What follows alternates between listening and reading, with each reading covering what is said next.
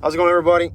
We are here at what I call the Big E Train Show, really the Amherst Railway Society show, in a snowstorm, pretty big one for most people who don't have four-wheel drive. We just got here 10 minutes ago, I want to say. Just put it in four-wheel, took it nice and slow. So we got about, I can't see the clock on the truck now, I want to say 20 minutes to get in. 18 minutes till we can get in. It's been 2 years since the last show because the other one was canceled. So this will be good. Nice and not a lot of people here from what I can tell so far because of the storm. So this happened almost 10 years ago too with another big storm that I came to. And it was one of the best shows I've ever been to so far. Nobody bumping into you, just walking down aisles. So this should be a good show. You get to talk to a lot of the dealers, personally, and not, oh, next sale, and just pushing people along. So I got a hit list of what I'm looking for. Nothing too crazy. We just bought the house, so train funds are a little low right now. But I need some parts to do my Genesee and Wyoming boxcar. I need a floor and trucks because all I have is the shell. Obviously, I always have my eyes open for GLA hoppers and whatever I see that looks cool. What are you looking for? Boston and Albany and Polar Express set. We have a set. Like add-ons? Add-ons. Okay. All right, so I'm gonna try to document as best I can from inside the show. Hopefully my ADD doesn't kick in and I completely forget about this video, but we'll see.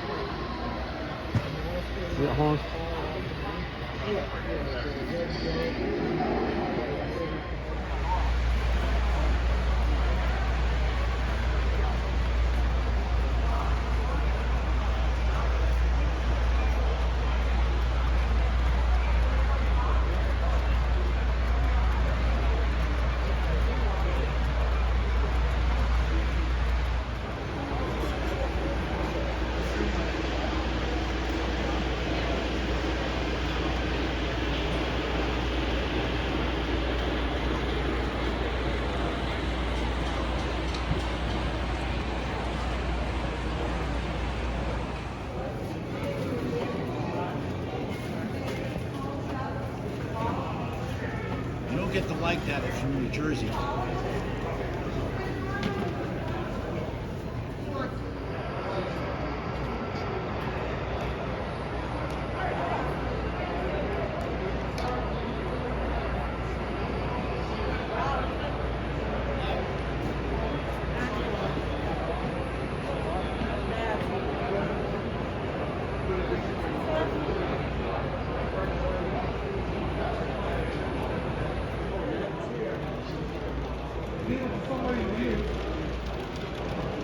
Oh, it's by the turntable, I think I saw.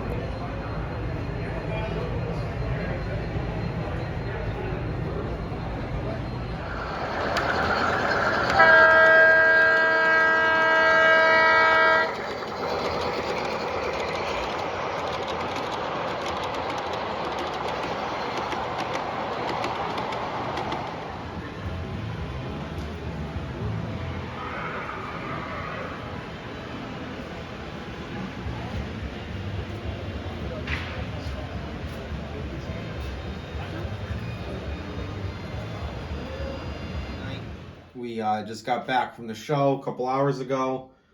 Finally got everything looked at, and time to show you guys what we got. So, first of all, not what we were expecting for a good turnout for the show. Nice on the fact that there was not a lot of people there at all. We couldn't really try to bump into anybody. A couple dealers weren't there. Charles Rowe wasn't there, but we knew that ahead of time. It was a little bit of a shock when Grabowski's wasn't there, and you still owe me a car. You weren't able to do your yearly tradition. So, but we got some stuff. Nothing that we said we were going to try to find at all. So if you want to show one of yours first, and I'll go to mine.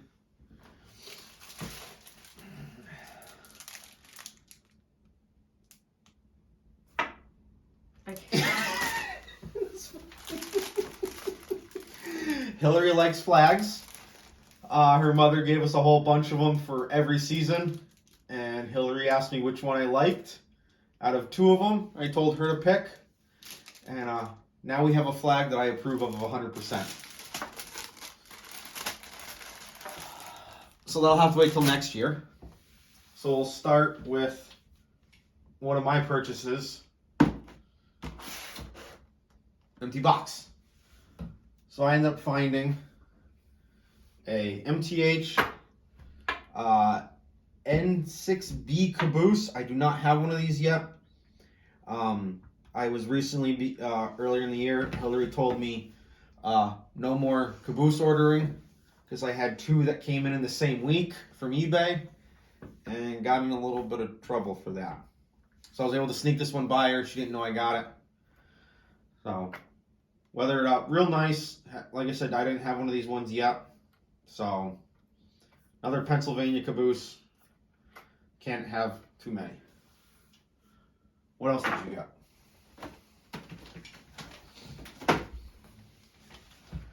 Well, I got hold of them. You can hold the last one. Don't know if it's in frame, but. Yeah. So, they had a deal for 3. She didn't want to get the, I forget the name of the guy who designed that logo. But, she had family. How many? 3 family members? 2. 2 family members who worked on the Boston and Albany that we found out about recently. So she went into the show knowing she wanted to get something B&A. Obviously, without knowing about the B&A, she was first a B&M fan. So she wanted to get one of these. And didn't you got something else B&M, didn't you? I think I did. It was. Oh, yep. So she picked up two glasses, one for each of us, from the Boston and Maine Historical Society. So I'm happy with it. Once again, it's train stuff, so why would I be saying anything? So, sticking to the root of B&M, empty box yet again. Hillary pointed out a Weaver flatcar, B&M trailer. Once again, it's not the color scheme she likes, but the guy had it for $45. I offered him $40. He said sure, so we took it. Growing up and seeing these cars and then seeing the prices on them in the catalogs, I was expecting a little bit more detail. The trucks are sprung, but there's not a lot of detail in them. The car itself, or what I've seen from Weaver before, isn't much detail at all. So I kind of wish I went a little bit lower on a price offer the guy, but I'm going to weather it up. And another piece of rolling stock. So I'm going to put this here for now. I'll save this for last.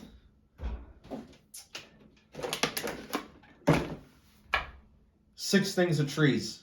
Amato's was there, which is one of their stores is going out of business. and they had a deal on these 3 packs for $20, and they had 6 left. And I do need to get some more trees for the next sections I want to do. So I decided there's not a lot of people here, not a lot of sales were being made, so I offered $30 for all 6 and was told sure. So we got 12 trees for $30. They're pretty, I'd say 6 or 7 inches tall, all bare, nothing on them. So spray paint those up, flock those up hopefully this week or next week. Who knows when I'll have time. And yeah, that was actually probably almost the best deal we got of the day. So now for the big one. And I got the wife's approval on this one. Between 2 engines. And I chose otherwise. Hillary told me to go with the other one that we don't have. It was a little bit more money. I didn't really feel too comfortable spending it at the time. Knowing that I got to upgrade it to TMCC and possible soundboard upgrade. But the wife gave the approval. I wanted to buy an engine this weekend anyways. We were hoping Grabowski's was there, and I was going to get the new Lino Legacy B&M switcher to go along with Hillary's rec train project we're working on. So here we go. I got a tender. No, I didn't get it, just a tender. So obviously it's Pennsylvania. Go figure for me. But I ended up picking up another. I don't know why I left this on. I didn't pay $200. Another K4. Sadly, another post-war K4. I have yet to get a pre-war, which happens to be my favorite one. It was between this and LS1. I was kind of leaning at the LS1 at first. Hillary, oh, that's broken. Well, it's a good thing I didn't pay the sticker price for it. Hillary was leaning towards the LS1 as well because I already have multiple K4s, but it's prototypical, so who cares? The guy wanted $200. This is conventional control. It has the QSI sound system, and that's pretty much it. Other than solid brass, this is our first brass engine, first Weaver engine actually. But it looks good, minus that broken piece I just noticed. The front plow's bent in a little bit. This seems a little bent in right now too. But we saw it first thing in the morning. I didn't think, much of it. And I keep noticing things now. Like I said, Hillary pointed out the LS1, a little bit something bigger. One I don't have yet, but I kind of couldn't say no to a K4. I gave the guy an offer by the end of the day, which was my plan. If it was still there, I was going to make the offer. If he said no, I don't need it. But he agreed to my offer, and I now have another K4. So this is going to be probably my first full weathered steam engine, and I will upgrade it to TMCC and go from there. And I'll have another operating K4. So all in all, the show was fun. As always, you did not find anything you wanted to find. No Halloween and no Christmas stuff.